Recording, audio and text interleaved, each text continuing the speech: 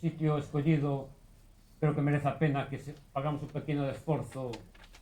Bueno, como dicía Besteiro, é de Lugo, non hai problema ningún, entonces pois vamos a aguantar un poquinho esta frescura. Antes de nada, darvos a benvida a todos os presentes a esta jornada que está máis que justificada para que sea esta primeira mesa en contacto con todos vos despois do verán. Esta mesa ten en concreto un objetivo que é facer un análisis respecto á vaga de lumes que asolou Galicia neste verán, especialmente na provincia de Ourense.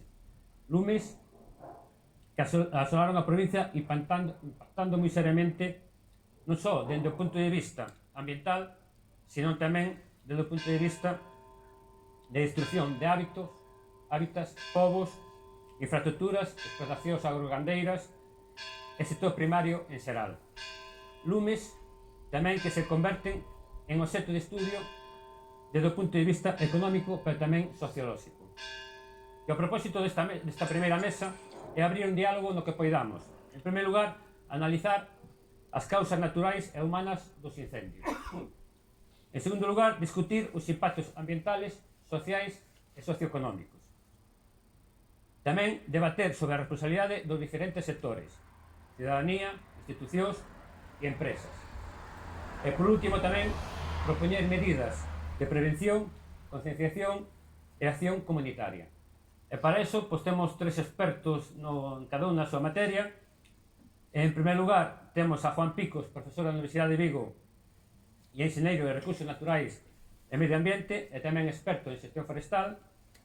Tamén nos acompaña Cristóbal Medeiros, bombeiro de Abril de Laza, a que en tanto lle temos que agradecer Abril de Laza nesta vaga de lumes.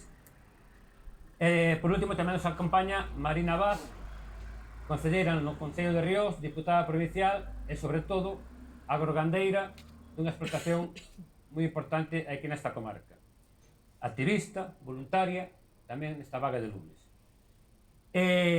Si ben esta é a presentación, creo que despois podemos, na segunda parte, despois hai que interveñan eles, ter unha interacción de preguntas dos asistentes, e sin máis vamos a dar paso aos ponentes. E en primeiro lugar, eu quixera ir con Juan Picos e quixera facerlle unha pregunta en base a unha reflexión que fixo recentemente. El decía que a clave dos lumes é intervir e previr cunha vegetación máis verde, máis sana e descontinua. Juan Picos. Moitas gracias por o convite. Poder estar aquí. Antes de entrar directamente, no sé si... Sí. Antes de entrar directamente no que a pregunta que me fixeron, si quería facer alguna reflexión. Gustaríame, eu creo que coidan que me convidan aquí para que os conte o que sei, pero creo que máis a sensación que eu teño, normalmente cando pasan estas cousas, é unha certa sensación de estupidez. É unha sensación de cal é o que non sei, que é o que quero saber. Eu creo que parte do que move un pouco pois, o traballo que eu fago na universidade, que intentar pois, investigar. Se o soubéramos todo, non teríamos nada que facer. E, por tanto, eu creo que boa parte das reflexións que vou decir derivan da necesidade de saber e de explicar o que hai, ainda que probablemente pois, hai moitas cousas que teñamos que ainda traballar moito para ver isto. Sí. Está aquí.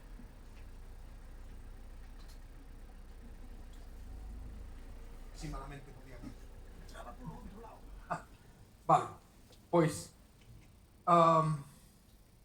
é certo que viñamos fai xa bastantes anos formulando a posibilidade certa de que tuviéramos incendios desta magnitude en Galicia. Unha das frases que menos me gusta, hai dúas frases na vida que non me gusta nada dicir, que isto faz porque son o teu pai e xo digo, non me gusta nada dicirla, eu xa o dixen. Son dous frases que son moi desagradables para decir, pero de feito non o dixemos. Dixemos que isto podía ser posible e non se pode decir que o sabíamos, porque se non dices cando nin donde, ao final a predicción non é tal. Pero sí que é certo que este era o continuo lóxico dunha tendencia que estábamos a ver, non só en Galicia, sino en moitos sitios que comparten características. Por tanto, é novo, pero é a continuación perfecta do que xa fomos vindo, e se vamos remembrando para atrás, 2005, 2006, 2017, 2022, 2025, realmente a realidade non sae do seu camiño e non espera por nós. Estamos vendo esta progresión.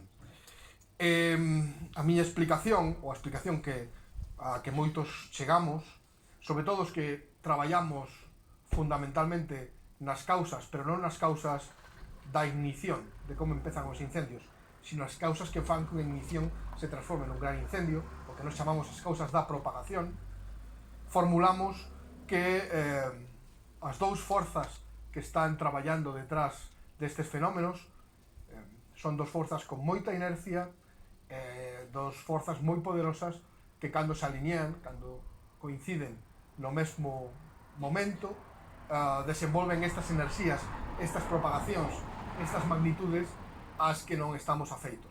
Unha delas é a enerxía que temos no territorio. O territorio almacena enerxía en forma de vegetación. Esa vegetación pode estar disponible para arder.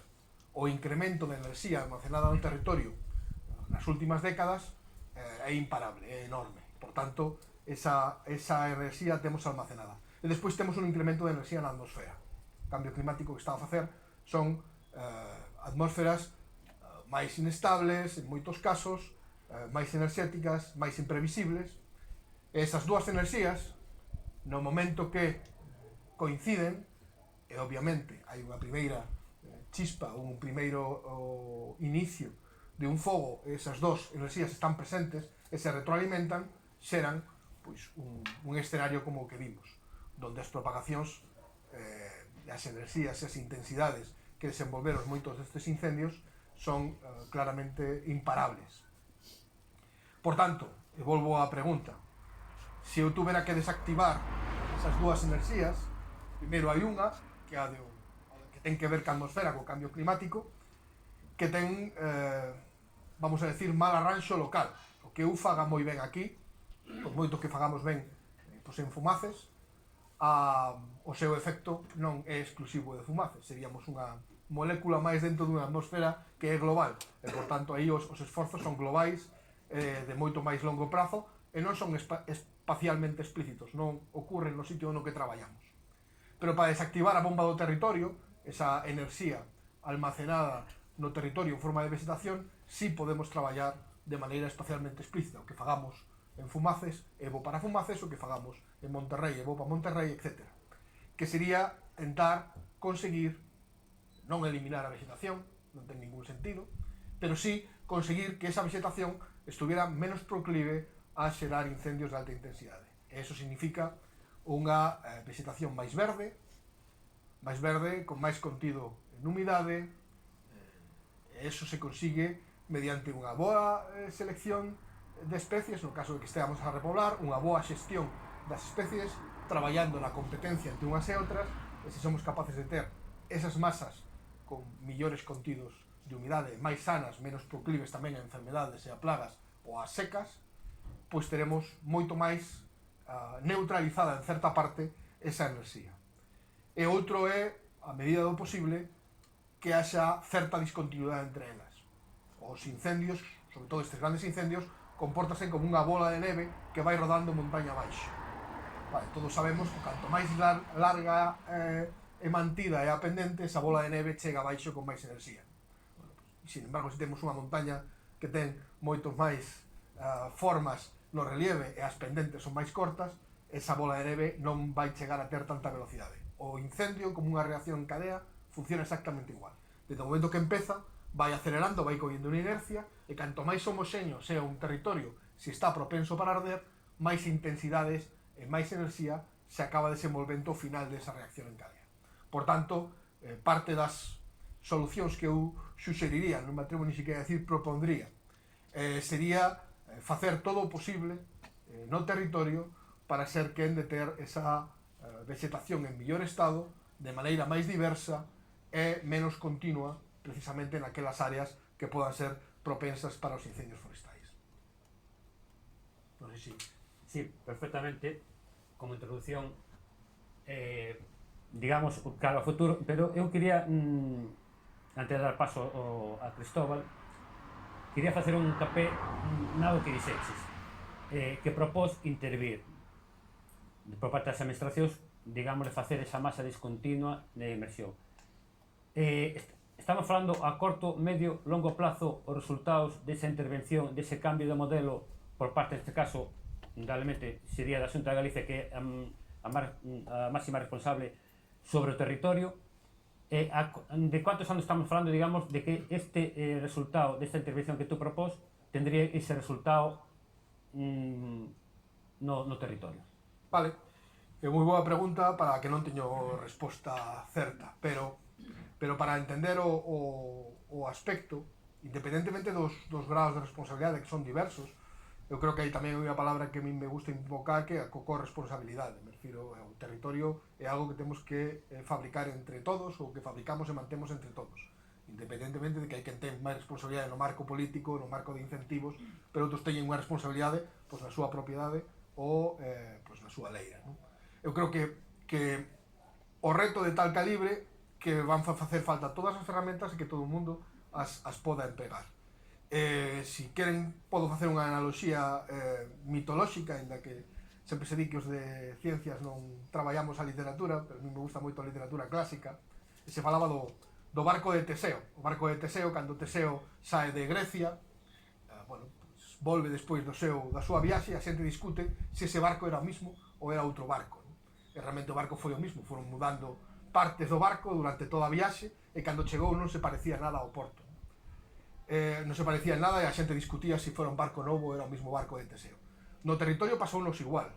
Cando o territorio deixa de ser o territorio que coñecíamos? Sempre dicen, hubo un cambio no territorio, hubo certo abandono da agricultura, da gandeiría, de certas explotacións. Cal foi o punto no que cambiou? Non sabemos. O territorio foi mudando hectárea a hectárea ao longo de moitas décadas. Se nós queremos revertir ou transformar ese territorio que temos agora noutro, vamos ter que emprender un viaxe máis ou menos igual. Vamos ter que estar traballando con moita persistencia, que creo que outra desas palabras que sempre se nos olvidan cando falamos destas políticas preventivas en incendios forestais é a persistencia, non a intensidade. Facelo todo este ano non nos arregla nada se o deixamos de facer nos seguintes anos. É a persistencia nas políticas. E, por tanto, pouco a pouco mudaremos este barco como barco de Teseo. Pero sí é certo que aí hai intensidades que poden ser distintas. Por exemplo, traballando moitos casos formulamos a definición como zonas estratégicas de xestión, aquelas zonas donde a intervención xera un retorno, unha eficiencia máis alta. Ás veces, esas son as zonas, ás veces as confundimos cas faixas, non? Esas zonas que están perto dos bens que queremos protexer, pero tamén hai zonas no medio do monte donde os incendios adoitan aumentar de intensidade no momento que pasan por aí, ou son zonas que nos van permitir oportunidades no caso de que haxa un incendio. Esas zonas deberían intervirse no primeiro estadio. Esos serían de urxente intervención. Non nos van valer solo con esas, pero esos serían os primeiros sitios onde teríamos que ir dedicando os esforzos. Pero o conxunto que é mudar unha estrutura territorial vai levar décadas. Lamentablemente é así, e non deberíamos engañarnos de non ser así. Eu creo que aí o traballo ca mellor xestión das masas que teñamos, da mellor política de conservación nas masas que teñan prioridade para a conservación de determinados hábitats, porque non todo vai ser unha intervención. E despois, en moitos casos, recuperar prácticas que tivemos e que fomos abandonando probablemente con unha modernidade mal entendida, como poderían ser pues, as queimas de xestión no territorio no momento de baixo risco, a xestión con gandería extensiva, que fomos mudando precisamente moitas veces levados pola presión do mercado, que nos levaba a ser máis intensos e máis eficientes, e fomos abandonando prácticas que non son era interesantes do punto de vista productivo, sino que eran as que estuveron mantendo estos territorios desde fai séculos, non? Por tanto, a miña resposta é moita xente tamén hai unha frase moi interesante que o problema se arregla con boa xente no sitio correcto no momento correcto. Por isto é o mesmo. O territorio vai haber que arreglalo nese aspecto.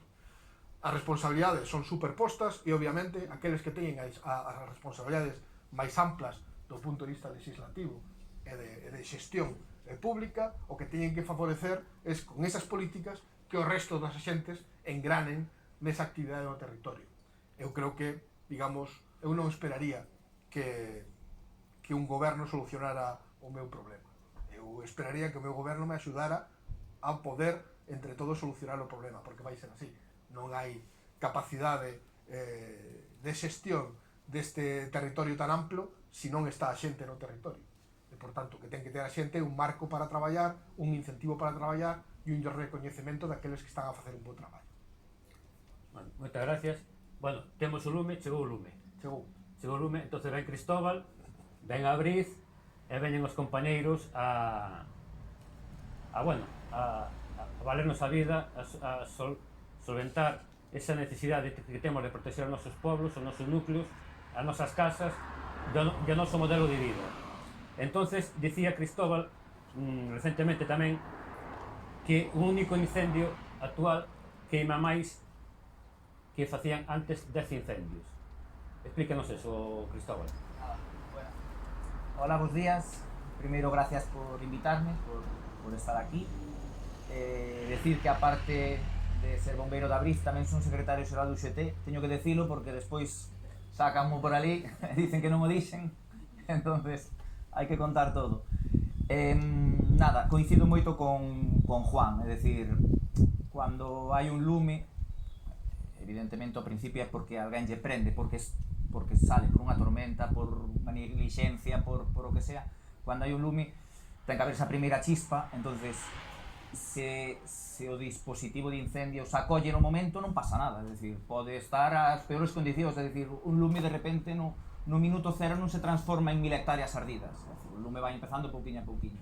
Entonces, se se colle nese primer, unha intervención rápida, nese primer segundo, neses primeiros minutos, o lume apágase, non iría máis. Que pasa? Que é moi complicado cando en vez de un hai varios, ou cando aparece nun sitio máis inaccesible e tardas moito en chegar ali, ou cando te encontras con que estás traballando noutro sitio e che salta hacia outro lado. Entonces aí é onde ven o complicado, aí é cando pues entra todo o que decía, o que comentaba Juan, é dicir, estamos vendo que o territorio cambiou, é verdad, ao largo destos anos. Eu son daqui, son de Monterrey concretamente. Cando eu era pequeno, todos os veciños vivían da agricultura, todos os veciños tiñan vacas, tiñan ovellas, tiñan fincas traballadas. Hoxe non hai ninguén, alá arriba non hai ninguén. Entonces, cando antes había, eu recordo nesta zona que arderan moito no 2005, arderan Monterrey casi todo tamén no 2005, tamén chegaran a zonas de Lace e demais, pero claro, non fora nun único lume, é dicir, fora en varios lumes. Entonces iba vendo lumes en masas forestales máis menos pequenas. Entonces, ti a través dunha finca de patacas ou a través de, facías un anclaxe, nos chamamos de anclaxe, un punto de partida, e a partir de aí apagamos o lume e deixábamolo nesa pequena masa forestal. Que pasa? Que agora é todo continuo, é dicir, agora é todo monte. O lume, como decía antes co exemplo da bola de neve, o lume esténdese, por todo. De feito, o lume que lle chamaban o Imbra Xinzo foi un único lume. É dicir, todo eso que ardeu por aí foi un único lume. Non é que lle foran prendendo, nin que fora aparecendo lume, nin que había ese run entre a xente que llevan. Non, foi un único lume. Un lume que empezou na zona das Chas da Granxa, que primeiro desplazouse por o vento hacia aquí. Xa habían varios incendios por a zona de Manzaneda e demais. O dispositivo estaba naqueles lumes que eran moi grandes e cumpría estar ali. E cando ese iniciou, ao principio sí que apagaron. É dicir, ao principio, parece ser que o colleron. Que pasa? Que había, o que falábamos do cambio climático, había moita ola de calor, moito combustible, quedou o lume, parece ser que ardendo por debaixo, por as raíces, latente abaixo, e volveu a salir un ratiño despois. No momento en que volveu a salir xa non estaba naide por aí, e arrancou e veu hacia a zona do Imbra. Bueno, comenteo así porque todos son da zona, ou por aquí, e todos nos localizamos. Entonces foi hacia a zona do Imbra e cando o dispositivo de incendios, os primeiros que chegaron ali e demais, eso xa era imparable, é dicir, despois xa se movía el solo. Primeiro baixou para baixo por o aire, cambiou o vento, subiu para arriba, ardeu Monterrey inteiro, creo que ardeu prácticamente todo, saltou a autovía varias veces, o que lle deu a gana, foi hacia Laza, foi hacia Castrelo, é dicir, despois xa se desplazou, el solo vai creando as súas condicións e desplázase mentras haxa combustible por donde combustible e continuidade. Entonces é moi importante, a única maneira de paralos ou é que os colles a tempo nese minuto cero, e eso sucederá algunhas veces, pero non sempre, ou é xestionar o territorio. Para xestionalo levará décadas, evidentemente, e habrá que facelo, pois, eu entendo que, como decía Juan, colaborando todos un pouco, é dicir, porque o monte, nós sempre decimos, o monte non é un xardín, non pode ser un xardín, o monte é monte, é dicir, ten que haber monte. O que pasa é que ten que haber esa discontinuidade, ese paisaje mosaico, pues, nun lado ten que haber fincas, no outro lado terá que haber carballos, no outro lado terá que haber pinos, e no outro lado seguramente eucaliptos, é dicir, pode haber de todo, sempre que haxa discontinuidade. E para que se haxe esa discontinuidade é imposible que afaga por exemplo, un dispositivo inteiro. Nós estamos todo ano, concretamente a Brisa, estamos todo ano, estamos facendo prevención na zona de Laza e empezamos a desbrozar en zonas inaccesibles, ¿no? Empezamos a desbrozar e cando acabamos esa pista xa temos que volver a empezar, porque o monte crece, sobre todo aquí en Galicia crece de momento ben, entonces acabamos por un lado e temos que volver a empezar por outro, entonces é complicado facer prevención comúnmente desbrozando todo, é imposible, eso é imposible, nin ainda que nos puxéramos todos. Entonces hai que, eu creo que facer algún tipo por parte das administracións, evidentemente, políticas que fagan que a prevención a fagamos entre todos, é dicir, revertir no rural para que a xente se quede no rural, con todo o mundo, pero que den posibilidad para que alguén se quede e poida pues, volver plantar as patacas, volver ter viñedo, volver ter vacas ou poder vivir de, non sei, con ovellas ou con co que sea. Entonces, é difícil nesta situación porque inda que deran as posibilidades, eu sempre poño un exemplo tamén moito da zona, é dicir, eu quero que os meus nenos teñan un pediatra, con lo cual, inda que me deran a posibilidade de vivir na aldea, se non me dan a posibilidade de ter un pediatra, por exemplo, de ter se teño que leválos ao colexio, teño que leválos a tal, e me vou a ter que desplazar, por xa pa iso casi me quedo vivindo na cidade, e é o que nos están obligando, é dicir, o que, inda que sea indirectamente, están te obligando a desplazarte.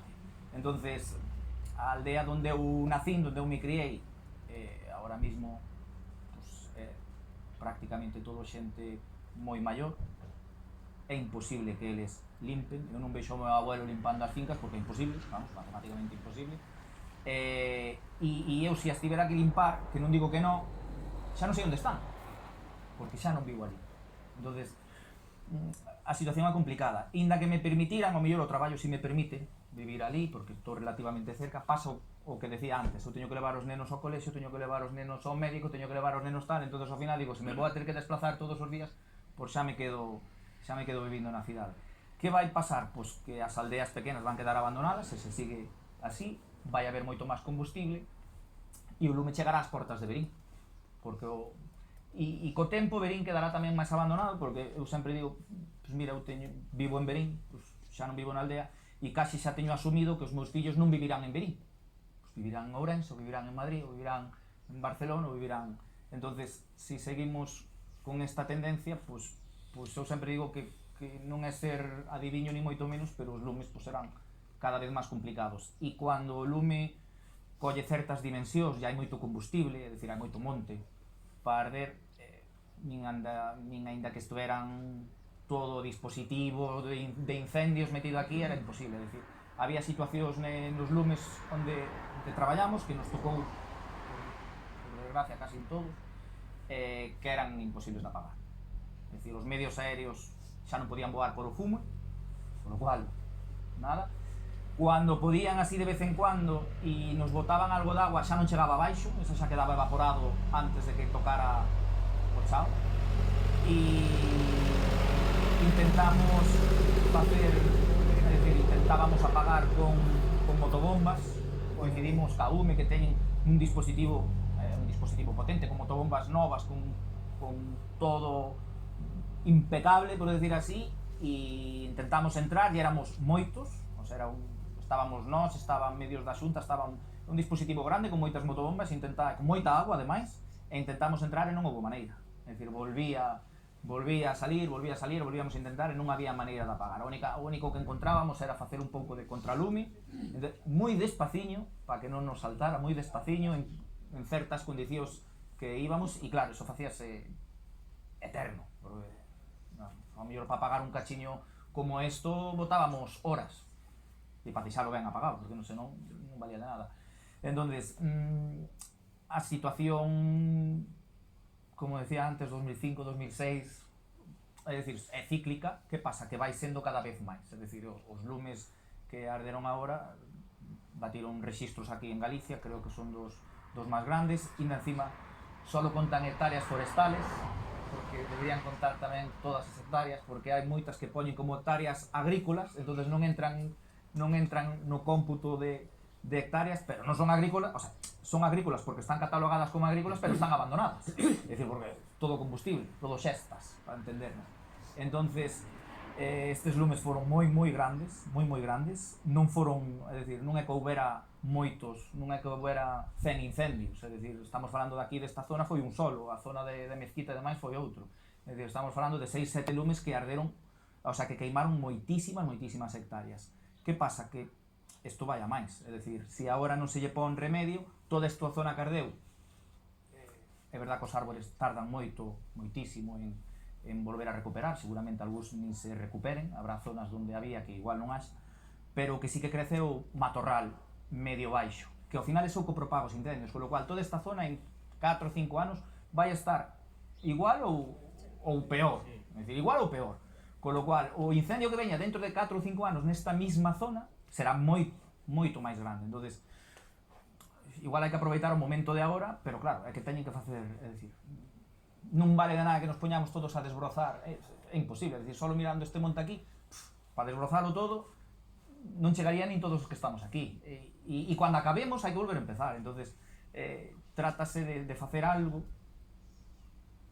que revirta a situación a que vamos, é dicir, que revirta que os meus fillos acaben en Madrid, eso que se trata de facer, senón, pues nada, tristemente seguiremos así, e dentro de 4 ou 5 anos, cando toque no seguinte ciclo, na mesma zona, pues os incendios serán o doble de peor que os que foron agora.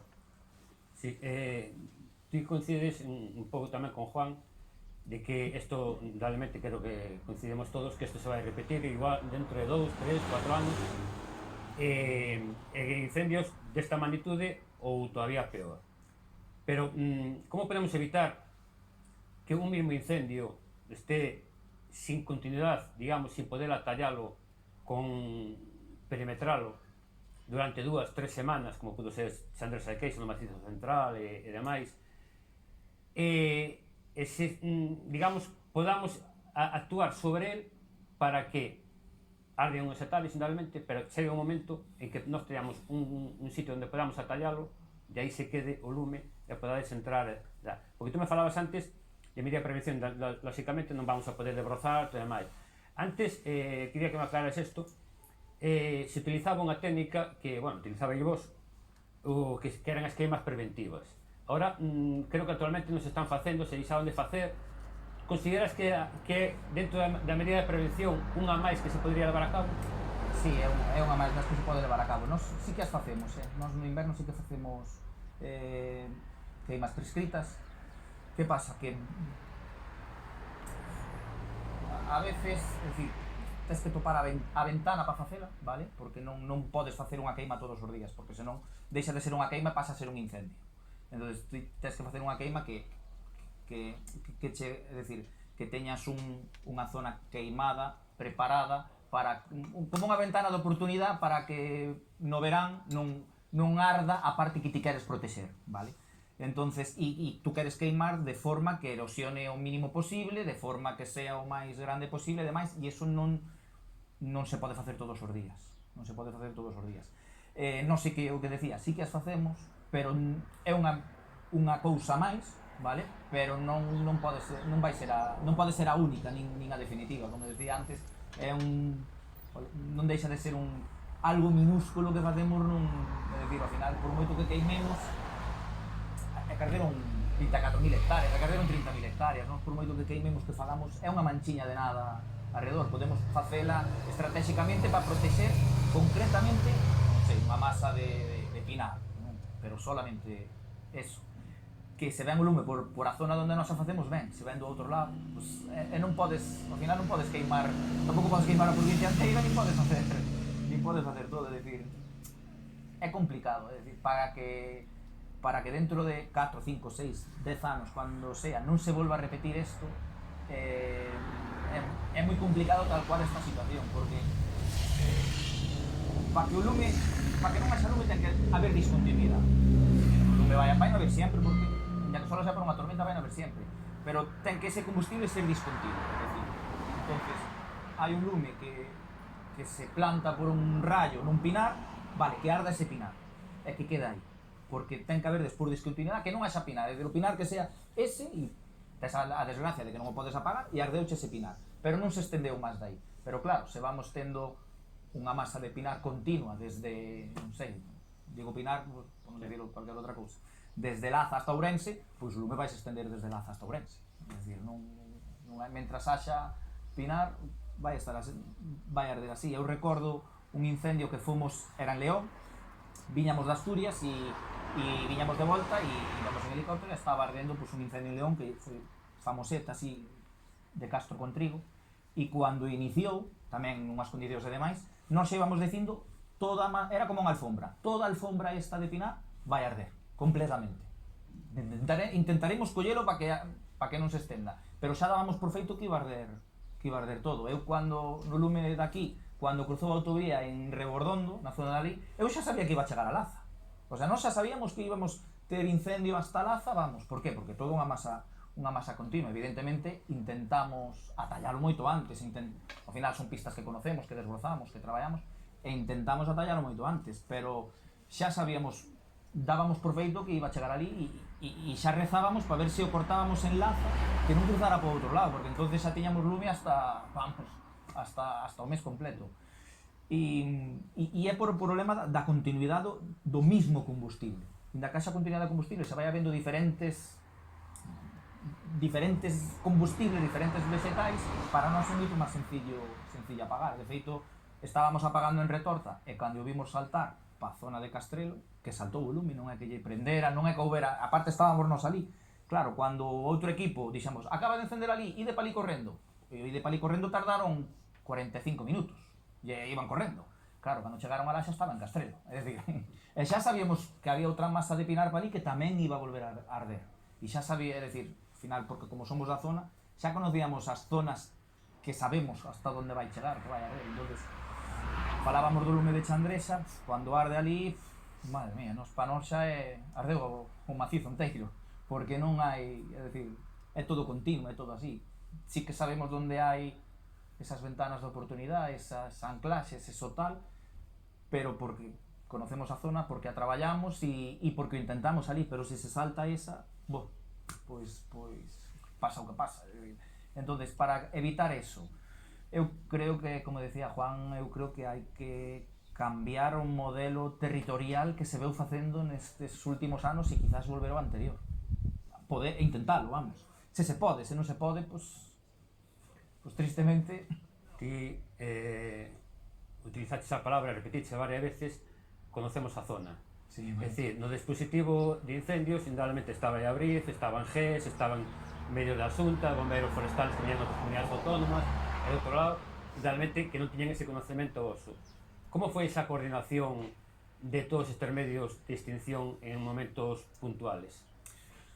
Bueno, a ver, cando hai moitos lumes deste calibre, sempre hai algo de descoordinación, vale? Pero para nós entra dentro do razonable. Aquí en Galicia eu teño que decir que en xeral hai bons profesionales. Tristemente, porque como sempre tuvemos moitos incendios, pois sempre dicen que a experiencia é un grado e aprendes a base de levar capóns na cabeza, sabes? A base de tal. Entonces, aquí en Galicia a maioría de axentes que son ao final os que teñen os que teñen o mando, os que dicen como apagar os lumes, sí que saben o que hai que facer, é dicir, teñen moita experiencia por os lumes que houve. Que pasa? Estamos vivindo situación, é dicir, cando xa non vou poñer que este ano que foi así un pouco especial.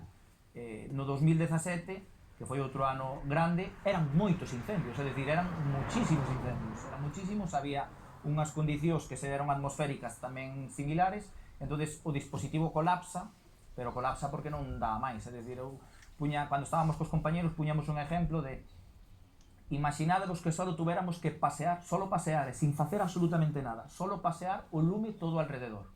O lume deste de Oimbra, ademais, é dicir, todo o que nos levaría, pois ir dende Oimbra, Granxa, Char, subir a Medeiros, Madalena, Saceda, tirar por Xinzo, ir hasta Rebordondo, Laza, é dicir, solo pasealo. Todo o que nos levaría, todo o tempo que nos levaría, é dicir, levaríanos, non sei, semanas, pois imagínate. 200 kilómetros a provincia de Granxa. Claro, imagínate, eso non é que haxa, é dicir, non é que haxa descoordinación, é que é imposible, é dicir, inda que nos puxéramos todos a apagar, inda que solo dixéramos, veña, cada un apaga un metro, pero é que fan falta, que, 900.000 bomberos para apagar todo isto, é dicir, é imposible. Entonces, nos, como decías antes, conocemos a zona e conocemos o dispositivo, ao final traballamos en toda España, entonces conocemos en xeral todos os dispositivos e para non ser moi sencillo poñernos a traballar con certo orden e con certa coordinación. Despois é como todo, se veñen dispositivos de outras zonas, pois evidentemente costalles máis, porque isto un pouco locura. Moitas veces cando tens que localizar o director de extinción que está a 1000 porque está atendendo a centos de medios, igual tarda en poñerse en contacto contigo, e mentras tanto pues parece que estás como quieto sin poder facer. Nestes lumes entra dentro da normalidade. O que sería raro é que nun único lume houbera descoordinación, eso sí que sería raro, que tamén pasa, é dicir, que tamén pasa. Nós tamén temos visto que nun único lume hai moita descoordinación porque non se fan as cousas como deben. Sempre poñemos o exemplo da peor zona, que por suerte non é Galicia, que é Castela e León, e aí sí que hai moita descoordinación. Nun único lume hai moita descoordinación. Por qué? Porque o dispositivo está repartido en 40 empresas. Entonces, claro, para mover a un dispositivo que vas movendo de 5 en 5 en 40 empresas e un solo agente ten que coordinar todo eso, pois é unha locura. Entonces, se che pasa nun único lume é moi malo, que che pase en 7 ou 8 entra dentro do normal. Ao final, en líneas xerais, os dispositivos, os que te levan máis tempo ou certa continuidade, teñen experiencia, casi saben o que hai que facer sin que nadie lles mande, vale? Despois, evidentemente, hai dispositivos que ao mellor acaban de ser contratados porque son un refuerzo ou porque empezan de novo, e aí sí que costa máis, porque non saben o que teñen que facer porque nunca o fixeron. Entonces, as situacións varían en función de. Que pasa? Aquí en Galicia, a gran maioría suelen, como decía antes, tristemente por a experiencia de anos anteriores, saber o que hai que facer, pero bueno. Comentabas na túa intervención antes o impacto que ten nas aldeas, nos núcleos, que a xente se ve a vida. Agora vou con Marina, enlazando, entonces, os lumes, aparte do impacto medioambiental, tamén ten un impacto económico e socioeconómico e tamén social no noso entorno. Entonces, Marina, hasta que punto vamos a sufrir os efectos sociais a curto e medio plazo desta vaga de lumes no impacto que pode ter na xente que viva no sector primario, que recupere o sector primario? Bos días a todos. Eu, en primer lugar, quería empezar agradecendo ao Partido Socialista que se traslade este acto a un municipio como Ríos, un municipio de apenas 1.400 habitantes, e tamén a comarca de Monterrey, que, como todos sabedes, é unha das comarcas máis gravemente dañadas por esta lacra dos incendios que sufrimos este ano. Respondendo a túa pregunta, pois evidentemente vai afectar moitísimo, pero a medio plazo e a longo plazo. Como todos sabedes, estamos nunha provincia que non ten un sector industrial potente, estamos nunha provincia que maioritariamente vive do agro, vive da agricultura, vive da gandería, vive da silvicultura, e todas estas persoas son as que están máis afectadas por esta vaga de incendios. De feito, bueno, como casi todos sabedes, eu traballo nunha cooperativa que se dedica á produción, se dedica á distribución e á comercialización de carne ecolóxica de razas autóctonas da provincia de Ourense, e ao mesmo tempo tamén temos unha entidade de asesoramento, non somos asesores.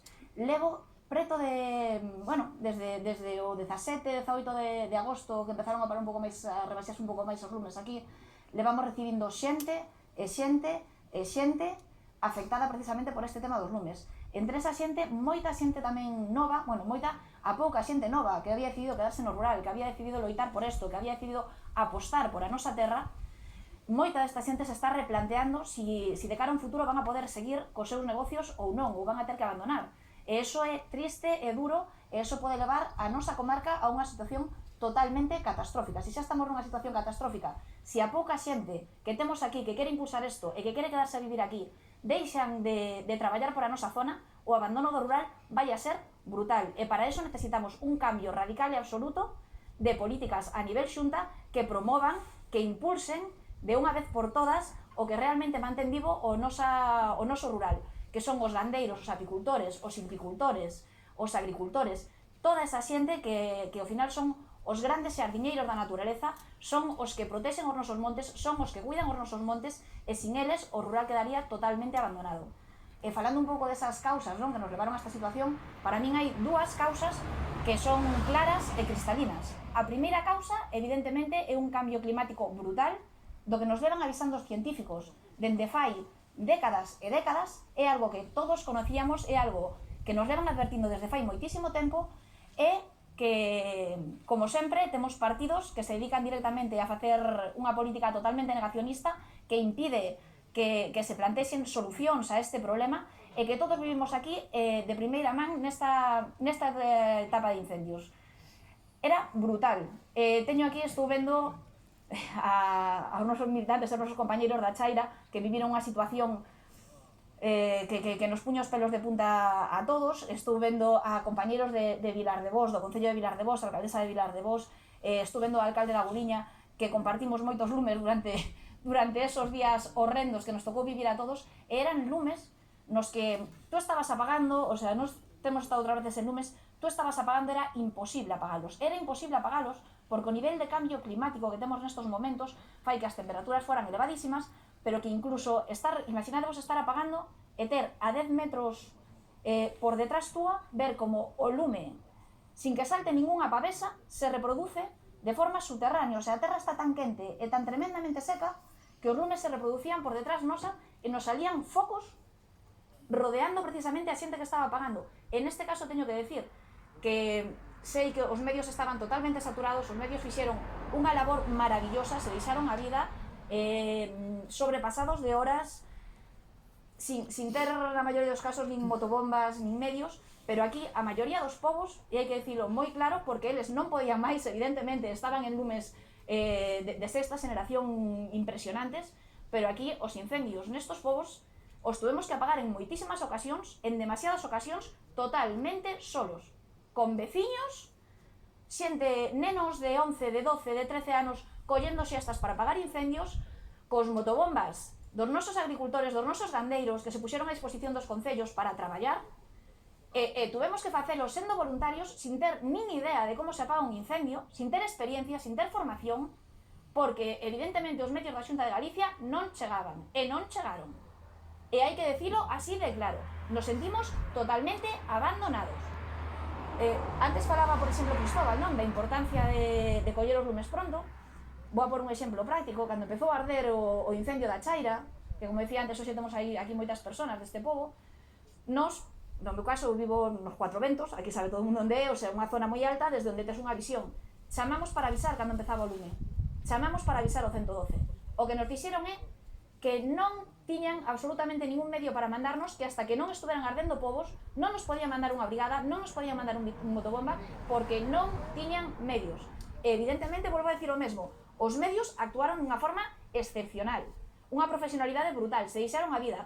Temos que recoñecer e agradecer tamén a todos esos voluntarios que se desplazaron desde outras provincias, desde outras comunidades, que vinieron a axudarnos e que sin eso hubiera sido imposible. Pero tamén hai que decir unha cousa moi clara, a situación foi horrible, catastrófica, pero vos imaginades vos que en vez de ser en agosto, isto chega a pasar en calquer outro mes do ano. En calquer outro mes do ano onde a xente non estaba o mes de agosto aquí o mes de vacacións, onde todo o mundo volve aos povos porque son as festas, e os povos se atopaban con xente. Se isto pasa en xuño, perdemos a mitad dos povos, porque a xente non habría podido unirse de voluntaria e a xente xoven non habría podido salir a defender os seus povos.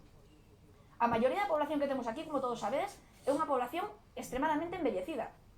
E se esa xente hubiera estado sola nesos momentos e non hubiesen chegado as brigadas, e vos aseguro porque vivimos momentos de auténtica angustia, cando ainda non habían chegado medios, ainda non habían... éramos os propios veciños os que tiñamos que evacuar casas e intentar sacar a xente maior, e se non hubiera estado esa xente nova para botar unha man e para unirse como brigadistas voluntarios, dende logo a situación habría sido todavía moito máis grave.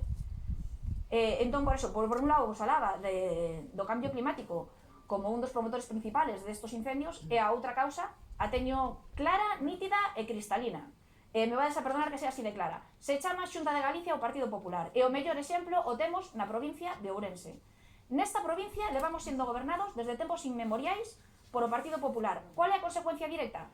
Somos a provincia con peor índice de renta, somos a provincia con pensións máis baixas, somos a provincia con maior nivel de paro, xa non de Galicia, de toda España. E iso que nos leva a un abandono total e absoluto do medio rural, que é o que se leva facendo durante décadas e décadas e décadas. Se non temos unha reconversión total a nivel político, dende as políticas da Xunta de Galicia, cada vez vai haber máis xente que abandone o noso rural. E o vemos porque faltan axudas, porque antes me decías a nivel social que vai a pasar nestos vindeiros anos a medio e a longo plazo. Pois vai a pasar que se esta xente non recibe axudas, pero axudas potentes, non falamos de desmorgas, falamos de axudas de verdade, falamos de axudas que non cubran 6 meses de alimentación, por exemplo, para o caso dos apícolas, que é o que estou facendo neste momento a Xunta de Galicia. 6 meses de alimentación estamos ofrecendo a apicultores, por exemplo, que non van a ter floración en 2 anos. Pero de que estamos falando? Estamos falando de ecosistemas que quedaron totalmente destruídos, E se non hai un cambio radical, é unha aposta clara e directa, unha discriminación positiva hacia os nosos agricultores, hacia os nosos gandeiros, hacia os nosos apicultores, hacia a xente que está mantendo aquí o noso rural, e que fan que isto non quede no máis absoluto abandono, non nos podemos extrañar de que isto, porque xa le va pasando, non se trata de este ano hubo moitísimos incendios, non. Esta comarca temos o triste mérito de ser o epicentro dos incendios non de Galicia e non de España, de Europa durante anos e anos e anos.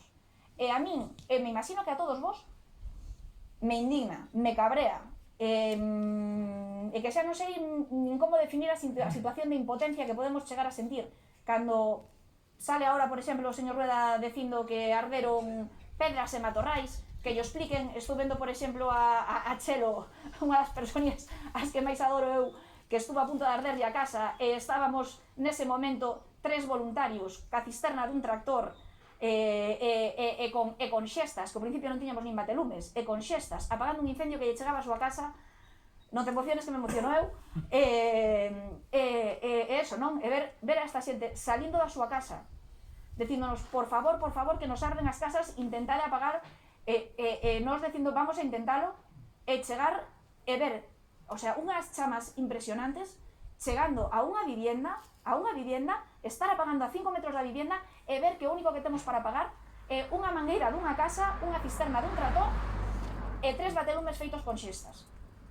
O sea, que veñan e que nos expliquen que somos o dispositivo máis preparado. Eu sei que a nivel, é certo, que temos unhos brigadistas espectaculares, auténticos héroes, brigadistas, axentes forestais,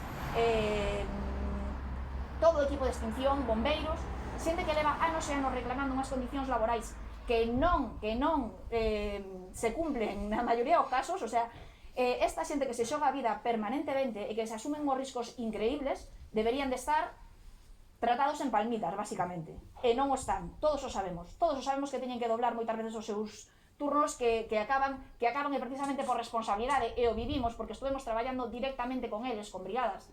Vivimos perfectamente como algúns estaban pasados de horas, pasadísimos de horas, e se negaban a abandonar os incendios por non deixar arder os povos, que non debería de ser así. Esta xente tiña que haber tido relevo. Non pode ser que a mitad dos motobombas da Xunta de Galicia estén parados mentras nós temos que sacar as cisternas dos tractores para pagar. Non pode ser. Por eso o digo alto e claro. Unha gran parte de culpa do que vivimos este verán se podía haber prohibido, se podía haber evitado si se hubiera cumplido, precisamente, si se hubieran cubrido as baixas, si esas plazas vacantes non hubieran estado vacantes e se hubiesen cuberto, si todos os motobombas hubieran tido peóns conductores e estuveran en activo no noso territorio, e as cousas son así de claras, non estiveron. E despois, en cuanto á prevención, para min a solución é clara, cristalina e nítida, e vai a quedar moi mal que o diga eu que traballo nunha cooperativa son gandeira. A solución somos nós, os gandeiros, os agricultores, como decía antes, os apicultores, e toda a xente que traballamos directamente no rural e que defendemos a nosa terra e sin a cual, porque como o rural queda abandonado, tede moi claro que se non se produce no rural, nas cidades non ides a comer. Creo que é unha premisa que está clarísima. E cando arda todo aquí e non quede nada, os incendios avanzarán por o abandono precisamente hacia as cidades. A única forma que temos de protexer isto é apostar con políticas que aposten claramente por o noso rural.